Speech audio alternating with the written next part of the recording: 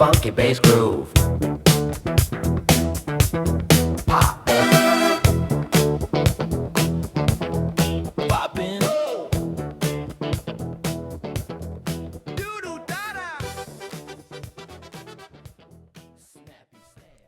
Welcome, everybody, to Conversations in Pencil, the Rough Draft, Episode 3.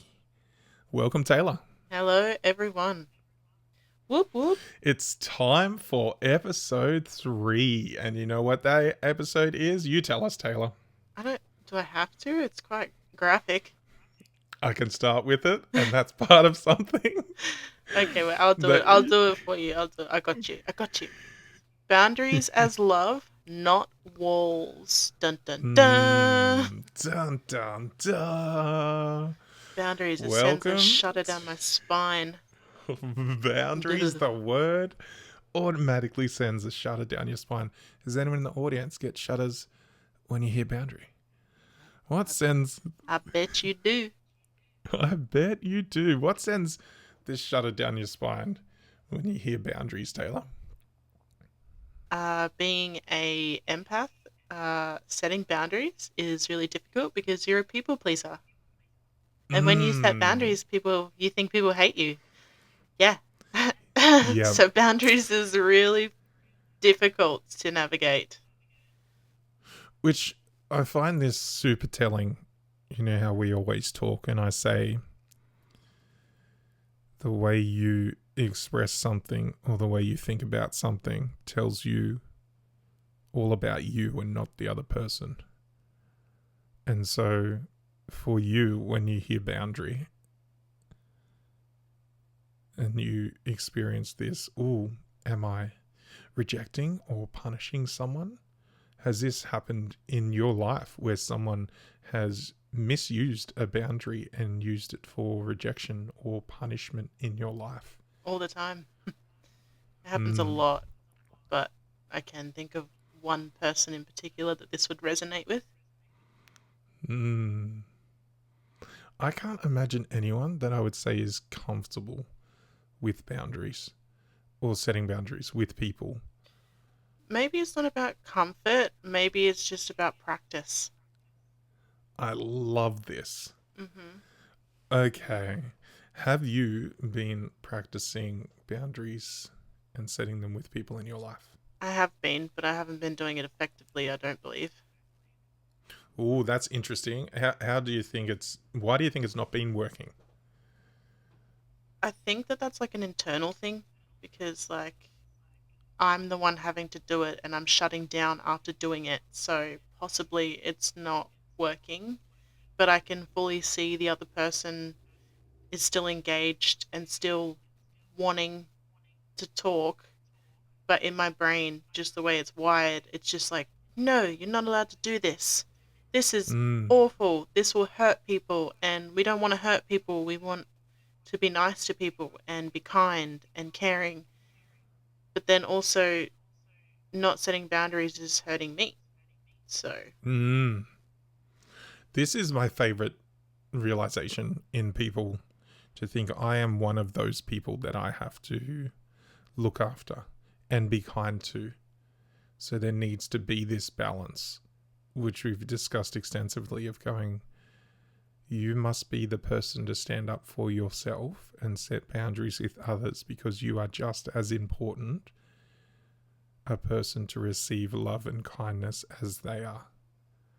And I watched you do this recently. I was there and watched you do it with someone, and I felt how new and uncomfortable it was. And I want to sort of explore that a little bit as well, this idea of comfort, because to me, comfort is being mistranslated in the world as I shouldn't be doing this, or I'm not good if I feel uncomfortable, or this is not okay for someone else, rather than this is new. And what's your experience with the discomfort that you've experienced with new things? No, it's like being uncomfortable to me is horrendous. Like it's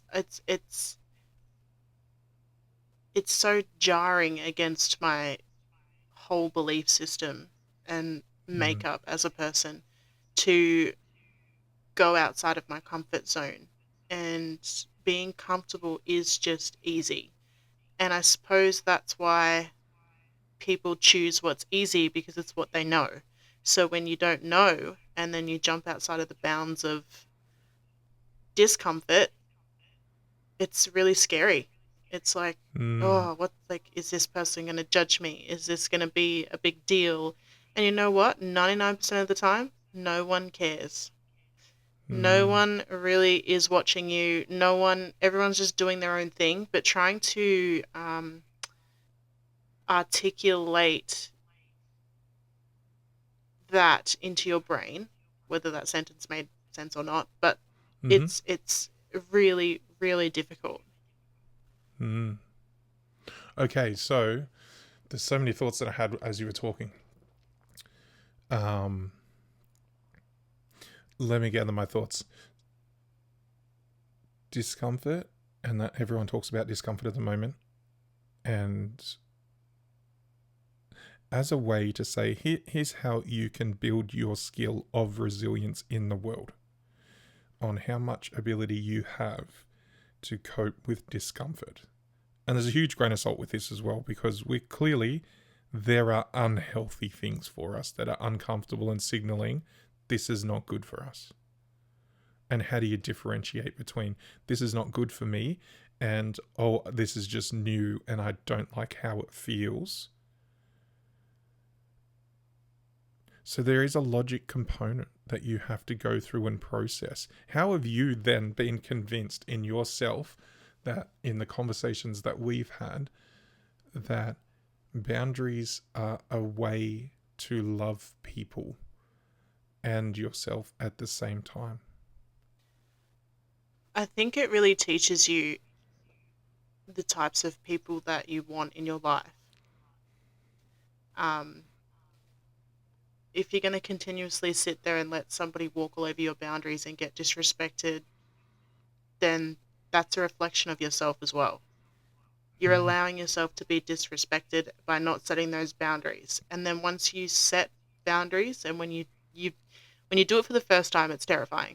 But once you start doing it, you can actually see the people weed out that shouldn't be in your life, because they're not on the same vibration, same level, or same want, which is actually like very interesting for someone that, like me, who's pretty much just plateaued most of her 20s and now she's in her 30s and she's like, oh, it's time to learn this skill, even though it's terrifying, in order to really find good people and be around good people that will then hopefully positively improve my skills and well-being and will be there for me and will be my people.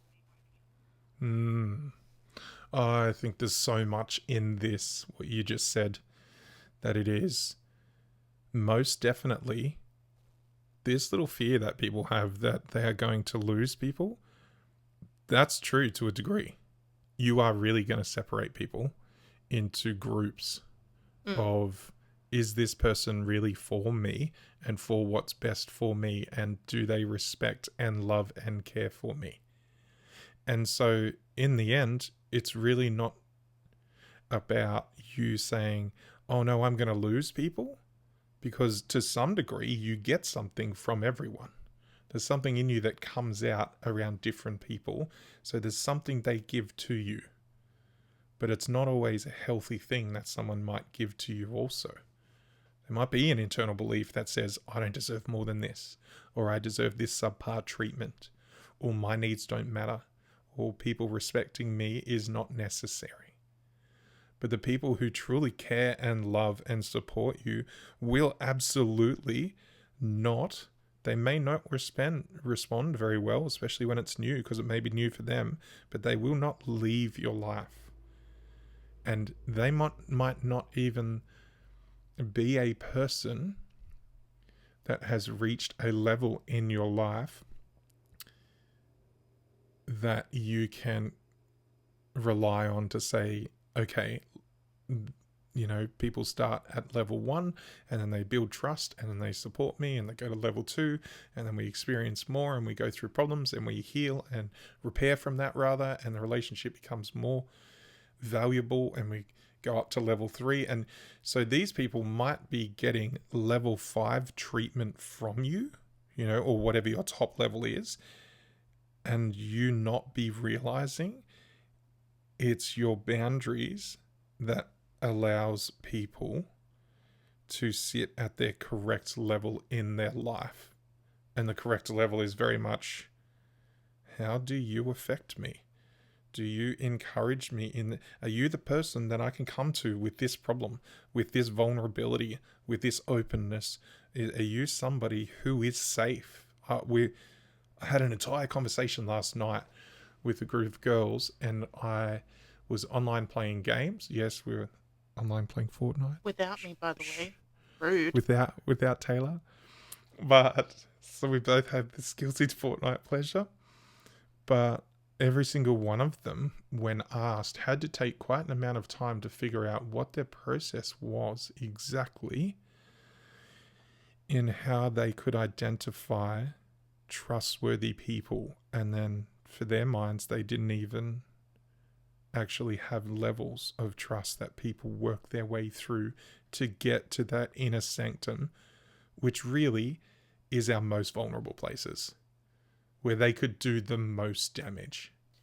I just want to say, with the whole level things that you were talking about, I think it's also important to recognize that people might be at a level 1, but they also sometimes deserve a chance to get to level 5, which is super important too. Just wanted to add that one in there. Is so wonderful, because this is exactly the theme of our podcast today, that it's a loving step to take in connections, friendships, families, that it's not a wall that prevents people from coming in. And there's a very big distinction. There are ways we put up walls and never allow someone the opportunity to actually make it to the next level or share that thing because of some perceived threat or shame that we carry or fear that we are making a decision based upon, rather than the facts of, is this person trustworthy to reach that level? Have they taken the steps? Have I allowed them the space to take the steps to reach the next level? Or is there kind of no ladder to the next level? What an interesting thought this is for everybody. Is there people in your life that you are not even sure what level they are at? That you're not sure how trustworthy they are? Have you considered this for yourselves? This is a new thing for Tayla. This is something I feel like I have worked on and will always work on in my life. Because when you spend time in your formative years, or the time where you're growing up, when you are forming the way your brain operates and the patterns you will follow, there are things that get done that break your trust for humans and allow you to trust comfortably, knowing that you can set boundaries, which is why you can identify people like that, because they do struggle to set boundaries, because they've had trust broken and then something else happened too, which is like a lack of I guess this is from the person that broke the trust, a lack of acknowledgement that trust was broken and repairs put in motion to fix the relationship. And then you'll get new people that you meet, or I've met new people in the past, and they turn around and go, well, you're very closed off. And it's like, it's a mechanism to keep me safe. I don't know you. You don't know me.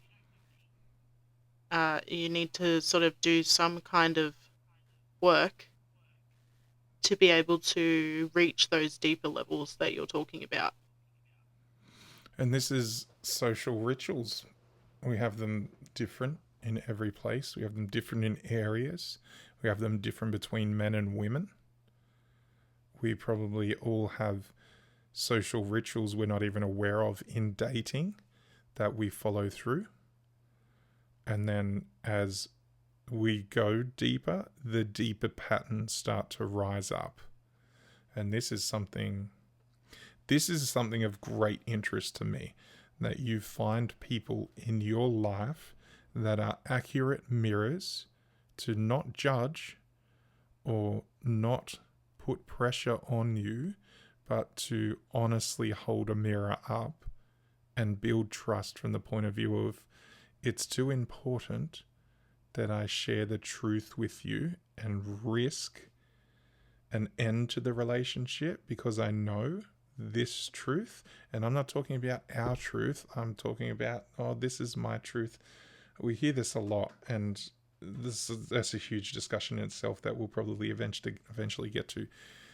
But we know there are signifiers in people's lives, and it's easier to see when it's not you in your life, or when you're somebody that focuses on other people as a way not to focus on your life.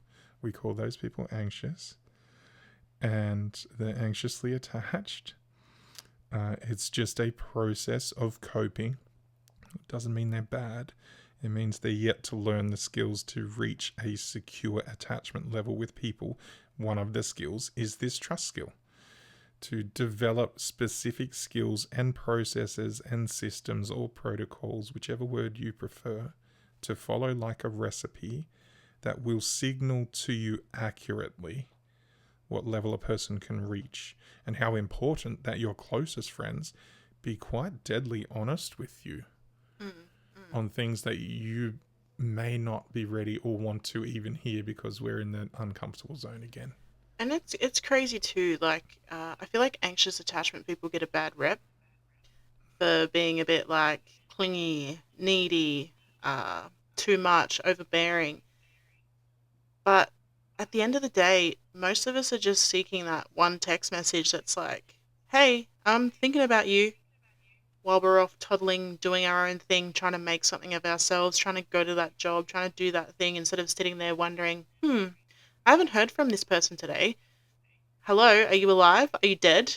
Are you there? Like, just, I think the biggest thing is when it comes to being an anxious attachment, which is what I am, and Nathan is also working on this attachment style, is check-ins,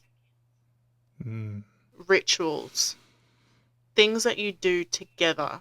And I understand that this may be a little bit of a sidetrack from boundaries, but it all does encompass into one. As you navigate relationships with people, I guess you have to test it and see if it works. And as Nathan said, give them the recipe and see if they follow the steps. And that's a really great way to learn that if they don't follow the steps, this person's not for me. Because you've literally laid it out there in front of them. And if they're just going to add their own ingredients and do whatever they want to do, then that's not the recipe that you want them to bake. It's a recipe that they've made up themselves of some other concoction that fits into what they want. And it makes sense to think, when we're learning to cook, we make mistakes and we do the wrong thing, or we follow our patterns or our ideas.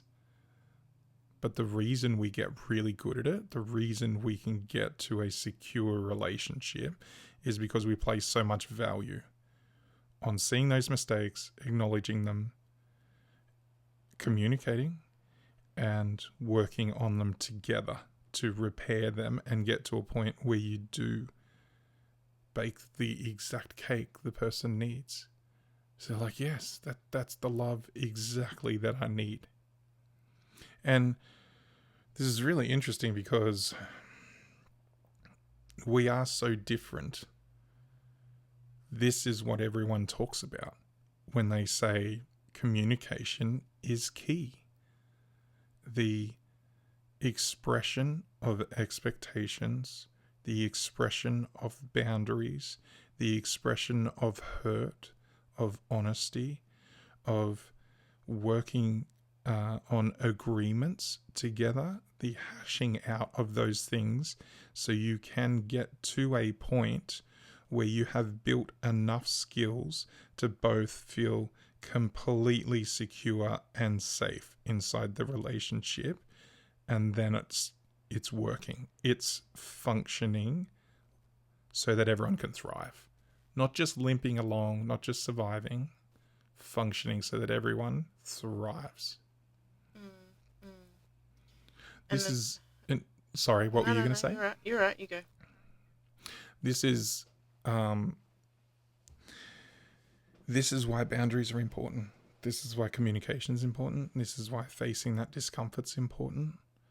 This is why coming up with a system is important, because these are the steps that need to be taken to switch on the chemical structures in the brain that help us feel safe and secure and bonded and loved. And because in the end, it's a signal from your mind to your body to release the cocktail of chemicals that you need to experience all of these things. And it's vital. It's vital for health. We keep watching these videos where the effects of living in a disconnected state or a solitary state or a state of loneliness or a state of survival, we're going to call this, and just surviving is so destructive for the body.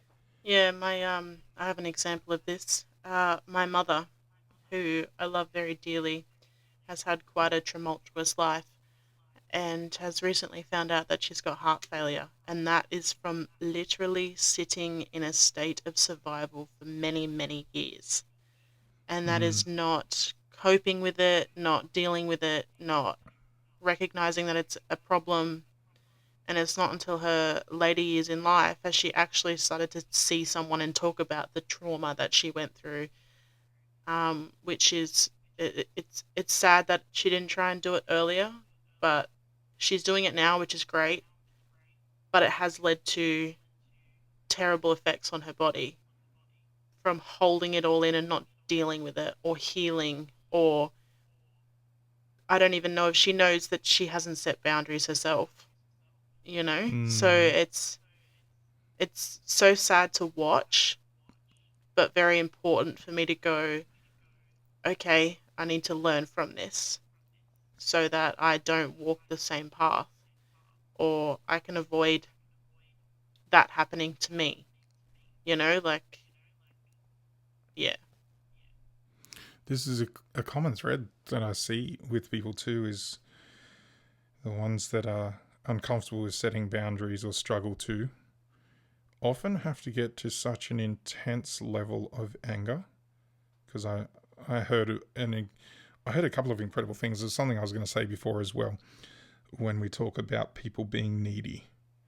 And it's like, yes, of course, you wouldn't look at somebody who's spent 30 days in the desert without water as needy, that comes out and sticks their head in a trough of water to drink.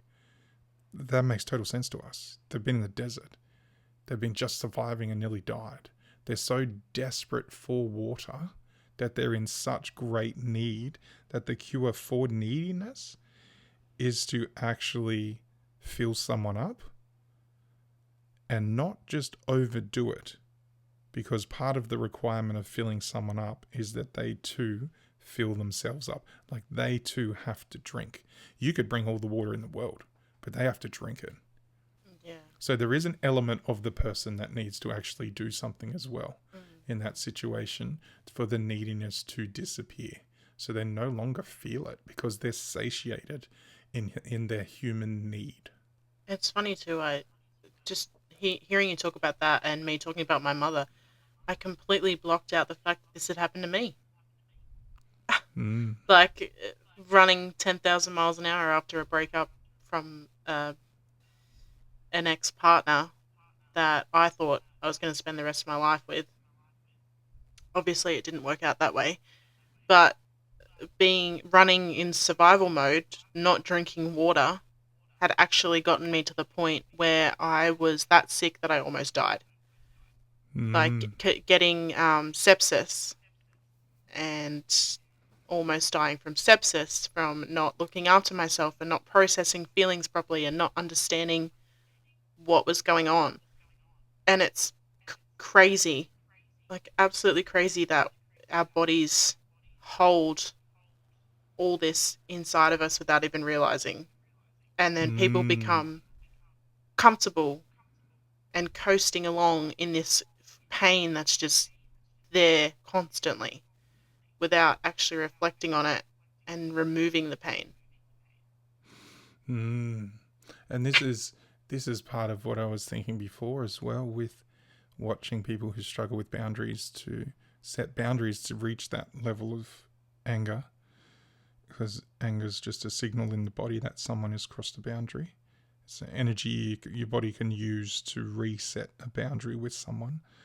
But when we struggle with not feeling like we're allowed, or not being comfortable with that type of skill, or that it means more to us, like punishment or rejecting of somebody, we tend to not do it until we're at such a point of anger that some of the anger pours over the edge, and the delivery of a boundary gets a bit lost in the emotions of it. And this is really, really valuable to know, that if you're somebody who has experienced this and has felt quite upset at this over-the-top boundary that you've set, or lashing out even, or too much anger or explosion even, that when you start practicing setting boundaries with people, there is going to be an overcorrection for a little while. And one of my friends does an amazing thing. She pre-frames this for people and says, look, I struggle with this. I'm trying to implement boundaries better. I value our relationship. I'm going to do it incorrectly as I build this skill sometimes. Please allow me some mistakes, because I know there's going to be a bit of overcorrection in this skill that I'm building, and I know I'm going to misuse it to a degree, and it may sting. But just be aware, I'm going to be attempting to do this because I value me and you, and how much you care for me and allow me to do this also, because then that signals to them, please, in return, tell me your boundaries. I want to know exactly where you feel safe, and I want to tell you exactly where I feel safe, so that we can both consciously make the decision and choice of thriving in this relationship together. Because that's when it really does, when something's safe and not just surviving. So,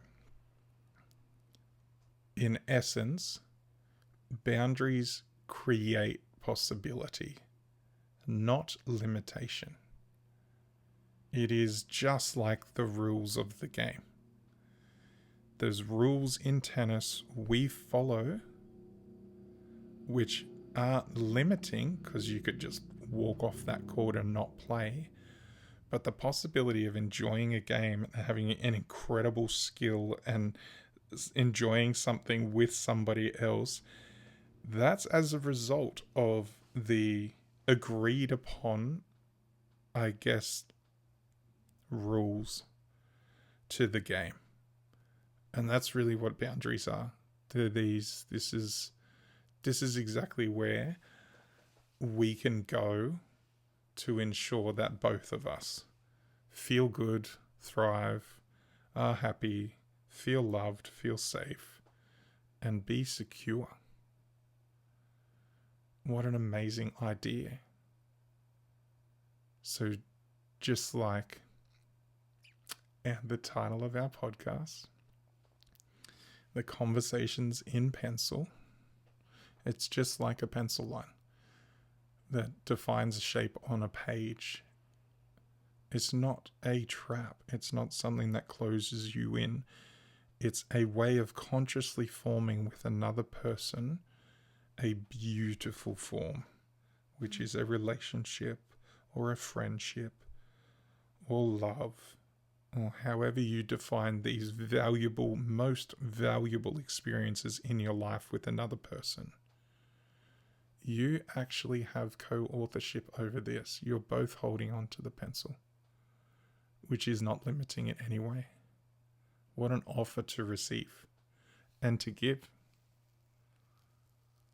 Is there somewhere in your life you can actually reach out with boundaries this week in your homework? How about you, Tayla? I'm still working on it. The most wonderful thing to say. Yeah. I'm going to work on this. So I'm still tell me this. How drawing. are you? You're still drawing. So you are making a game plan for boundaries. How exactly are you working yourself up towards it? I think at this stage, I'm still trying to work out what kind of people I want in my life. So once I figure that out, I am then going to start making those curvatures and pretty beautiful pictures of offerings for these people in my life to either accept or not accept. Yeah. So it's become clear to you that there's been moments in your life that you can look at and say, yeah, this lack of boundaries created pain in my life. No, that's happened throughout my entire life. Yeah, probably the last relationship I had. I do bring this person up quite a lot, but it's only because it happened recently and it correlates well with the things that we're talking about. They really struggled. They really struggled to accept my boundaries as they were avoidant. And I'm not sure how many people in the audience would know or have been or understand the depths of an anxious and an avoidant relationship. It's deep. It's beautiful, but also painful. And it does teach you a lot about what you're willing to withstand with somebody and what you're willing to not withstand. And they teach you a lot about yourself. Things that you probably didn't even know that were there, but they teach you. And you can either take that on board and learn and grow, or you can continuously find avoidance for the rest of your life because you haven't done the work or set those boundaries that need to be set. And not only to help them love you, but to also love yourself. Because you are also important and valuable. And valuable. This is really interesting too, because most of us just want to keep ourselves safe. That's what our patterns are there for. That's what our shadows are there for. That's what these underlying feelings are trying to prevent us from experiencing. Our mechanisms are trying to cope and prevent us from experiencing these things. And it's, as we've discussed before, it's an extremely vulnerable thing to express your needs. Because you can be rejected when you say, this is exactly what I need. And this is what I'm in need of and seeking, and this is the effect that it will have. And it's very difficult to express them to somebody who does not hear your needs or expression of them in the same way that you are expressing them. hears them differently. So there's a big degree of this where the person that you express this to may not react in any way like you need. And you've experienced this before for yourself. We've talked about this. I've done this myself. And sometimes we have power over this because we can make adjustments, ongoing adjustments to boundaries, and be open to working with the person, which we have done this, taken huge steps towards coming up with a plan before you go into the conversations. And then not having it feel like it's a judgment or an attack or an ultimatum. Now, this is hard. Well, what's it been like to try and be this vulnerable whilst not bringing those other parts in that can be read wrongly and then still getting read wrongly? It's devastating. It's looking at something. It's like looking at a Rubik's Cube and not knowing how to put it together. You keep trying and mixing the colors and you're getting it wrong. And every time you try and do it, you're still getting it wrong. Even when you're tiptoeing around it on eggshells because you're waiting for the shutdown or the pull away or whatnot. But being vulnerable in those moments is still, looking back now, empowering because I was my true self. As awful as it was and as hard as it was to deal with, I was my true self. And I would like to just add that I loved them very much. And I know that they struggled with what they have, which is the avoidance side of things. And I think it's okay. I think it's okay to sort of accept that about somebody and say that it's not for you if they don't want to walk the same path. And that's okay. It doesn't mean that they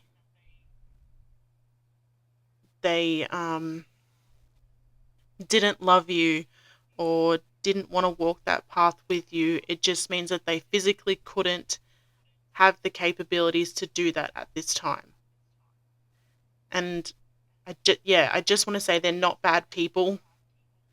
They just have a lot of pain. They hold a lot of pain. But they do cause pain to others that also haven't healed properly and are still learning this crazy thing that we call life. And this is a part of the thought with the mirror too, to hold mirrors up to each other. Part of the mechanisms for this is that we tend to do things or find people that lean on our triggers and cause these pains and hurts. And they're especially painful when they're these huge triggers that you've carried from childhood on these belief systems or these doubts or this needs that you carry. And when someone leans on those, it becomes really clear to you that there's healing spots. So it's a beautiful offering for them to go, I don't intend to lean on them, but I am the type of person that is equal and opposite to you and will provide so much value in showing you just the areas that you need to heal simply by stumbling around sometimes and stepping on your landmines. Making those mistakes. Making the mistakes And having someone sit there and go, ooh, that struck me. This is why I feel that way. And here's how we can fix it. So the landmines either go off or the landmines either get diffused. And most of the time they would go off. But sometimes they got diffused. It's interesting, isn't it? Like, Your work, in very beautiful sometimes they ways. do go off, but the beauty is they're not real landmines. We can No, repair, it's just and all we your can ingrained traumas and triggers that are just blowing your up inside of ingrained you. Boom, boom, traumas. boom, boom. It's just the minefield inside of horrificness. The But malleable. Oh my god, I can't English today. Malleable figures parts of the brain, yeah. rewiring all those landmines. Tick tock, tick tock, tick tock. Says that Boom! TikTok's down. Yep. Oh, the pressure. Like Schmitty and Peter So, Pan. for And the this crocodile. week, then, or crocodile, waiting to snap you. For this week, we can find some practical ways to implement boundaries with the people in our lives. And what a wonderful idea to sit down and, as we always do, we talk about ChatGPT, which is very helpful for analysis, for finding the heart of things, asking him to ask questions of you, asking him to analyze you, asking him to be, a translator for you, even though we may speak the same language as someone. Our patterns are very different, and we're very different people. I just want to add in there. I feel like it's possibly one of the mistakes I made. Mm-hmm. So don't overuse ChatGPT. I do have a lot of, I'm like, yeah, use it. I think it's great. It's wonderful. It's, it'll help you. But just remember your authenticity. Don't let it take over who you are, but use it to navigate what's going on and how you're feeling. Don't let it do the work. You still have to do the work yourself. And I think that that's one of the mistakes that I made, is I relied on it too much, and it was not my full, true, authentic self. And this is interesting because actually to be accepted, you have to show people you, which also means incredible vulnerability, because if you show the real you, they might reject you. And it absolutely will happen in your life to some degree. But how wonderful to walk around being completely you and have a tribe of people accept you. That is very soul filling and gratifying. So perhaps you can, in moderation, utilize ChatGPT to help you formulate certain things as you test out ways at the start, to not Deeper always use it, understandings. to get a deeper understanding. Yeah, of yourself and the situation, and use it to that extent, I believe. And helping us pre-frame things. So setting up the conversations for success. Something might be a new skill we learn. Perhaps this is something you can seek assistance from someone in your life. Perhaps it's ChatGPT at the moment. Perhaps it's a reading of a certain book, following a certain channel on one of the social platforms to help you do this. Conversations in pencil. Conversations in pencil will do their best to share their knowledge. Hey, vulnerability and Tayla. honesty. Come on now. Yes. So perhaps you can utilize some phrases this week in your own lives. These types of, perhaps you want to grab a pencil yourself and write this down, or These adjust are it as beautiful. you see I would write fit. them down. Something like, I love this connection and I need the specific thing that you need, insert, to feel safe in it. I love this connection. I need, insert, to feel safe in it. Or, this isn't a wall. It's a doorway I want to keep open. Or a gate with a bunch of flowers in it in your mind. Yeah. And only certain people are allowed to come in. Certainly people that are not going to come in and destroy your flower bed, to wreck the garden. So back to those trust parts that we were talking earlier on in the episode. It's just a really How good way to visualize it in your head, Mm, in your mind. yeah. Because it's very inviting and it's very precious. And each of us are precious. And we get to invite who we decide into it. What a wonderful episode. So before we finish,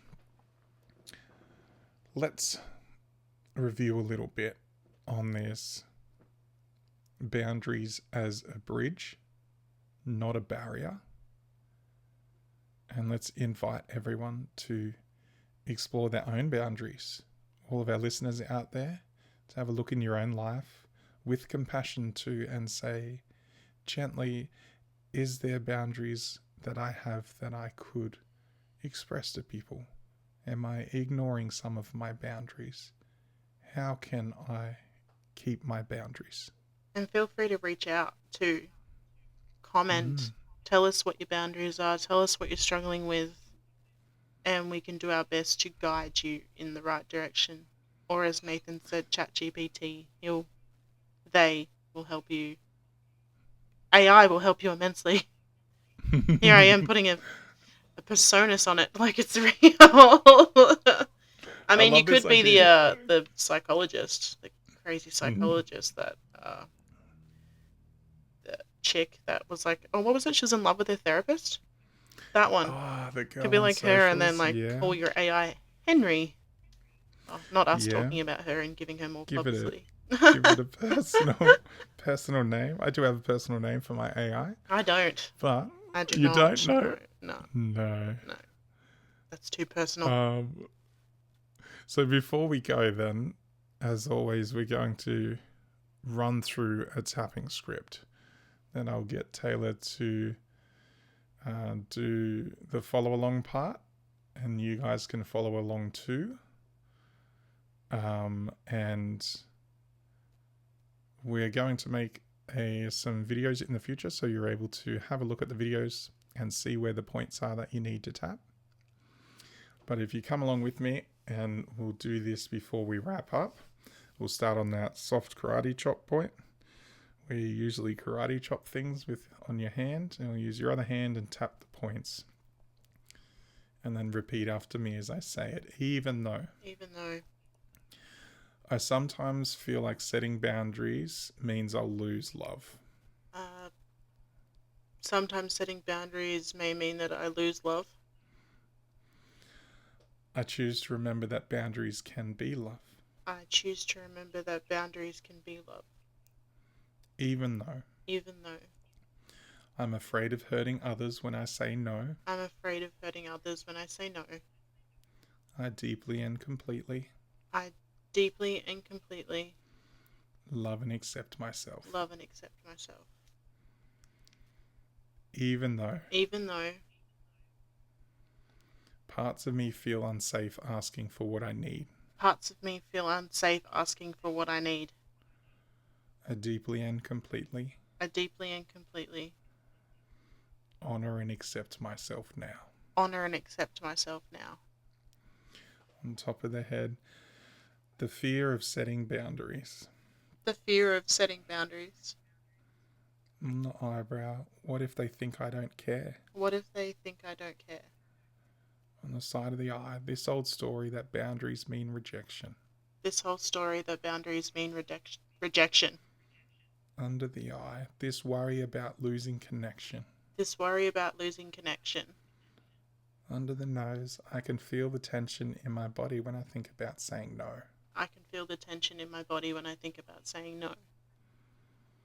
On the chin, part of me still wants to keep the peace by staying quiet. Soft fist on the collarbone, but what if boundaries are not walls but bridges? Under the arm, boundaries can be invitations to love more deeply. The two wrists together, this fear of setting boundaries. On top of the head, a boundary is a way of saying this is how I can stay in connection with you. Boundary is a way of saying this is how I can stay in connection with you. Not highbrow. Boundaries make space for love to flow safely. Boundaries make space for love to flow safely. Inside of the I am allowed to define what feels safe for me. I'm allowed to define what feels safe for me. Under the I, others are allowed to define what feels safe for them. Others are allowed to define what feels safe for them. Under the nose, this is not rejection, it's respect. This is not rejection, it's respect. On the chin, boundaries are a love language of clarity. Boundaries are a love language of clarity. On the collarbone, each line I draw makes the picture more beautiful. Each line I draw makes the picture more beautiful. Under the arm, I choose to see boundaries as love, not walls. I choose to see boundaries as love, not walls. The two wrists together. I can set boundaries with others. I can set boundaries with others. And a deep breath.